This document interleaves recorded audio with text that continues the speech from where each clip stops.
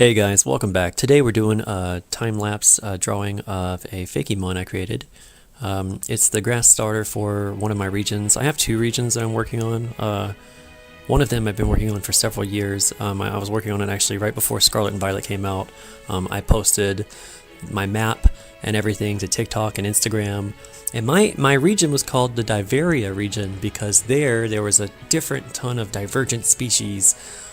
Basically, it was just different types of regional forms. But then Scarlet and Violet came out, and they had convergent evolutions or whatever. And I don't know. It just totally threw me off my game for a while. I do have that all on Instagram actually, and some of them I posted a couple years back on this channel actually. But there's no voiceovers. It's just I think music and art. But anyway, that's enough for now. Let's go ahead and get to the video. So this is Melephant. I drew him a while back actually, but I just wanted to redo it and add a little bit of polish to it. I felt like I had improved it maybe a little bit, not a whole lot. I kind of was working on my own style over the last year instead of focusing on the Pokemon style or what have you. So I thought I'd give her another shot and go back. So Melephant is the grass starter. And I tend to, for this region, I lean towards the trope of, serious starter, playful starter, and timid starter. And so for me, my grass starter is my playful one, and this is Melephant. And that is melon, as in watermelon, or just general melon, and elephant. And I know it sounds funny, but I have a plan, I promise.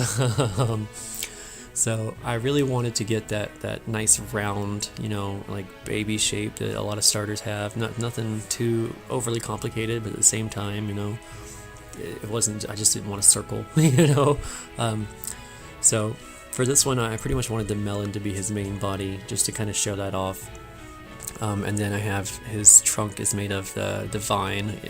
It's not exactly a watermelon vine, but it's just a vine in general. Kind of the same thing with his ears. His ears are not watermelon leaves, or any kind of melon leaf, really. They're just leaves. But he's super simple, super cute. I thought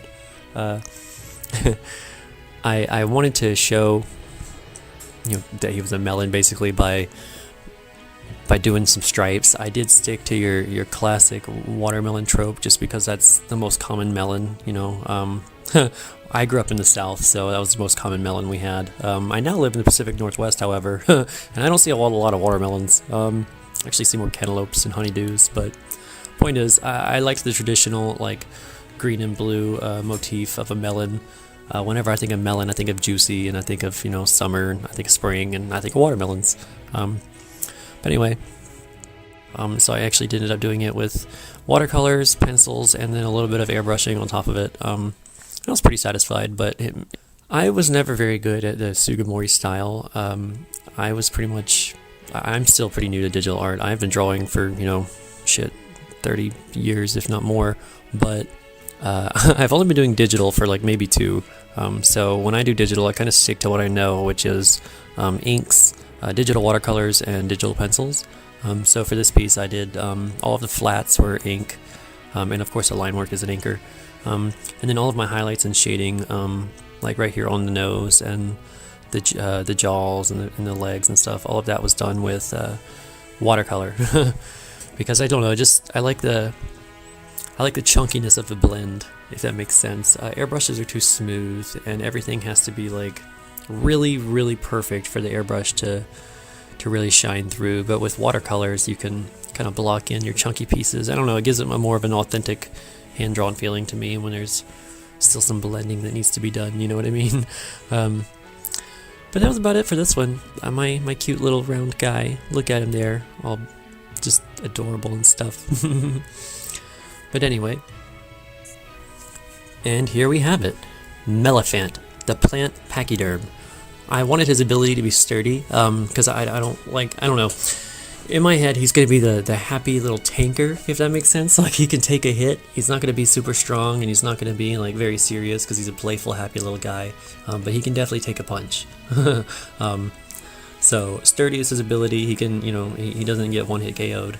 And then his hidden ability, you have to find it, obviously, is hydration. So anytime he gets hit with a water move, because he's a melon, it actually heals him. And then on top, or maybe it doesn't do damage. I have to look it up. But either way, I wanted the water effect, even though he's a plant. And then for the shiny up here, I of course went with classic watermelon colors. You know, like a good vibrant green and a nice blue eyeball there. I just kind of flipped the colors, really, to be honest. But yeah, I could see little packs of these guys wandering along in the tall grass beside the rivers, and you know, in dank, marshy swamps, and just happy little go lucky guys playing in the water, spiriting each other and stuff. But yeah, this is Melephant. Alright, well, I hope you enjoyed it, and I will see you again with the next one. Bye!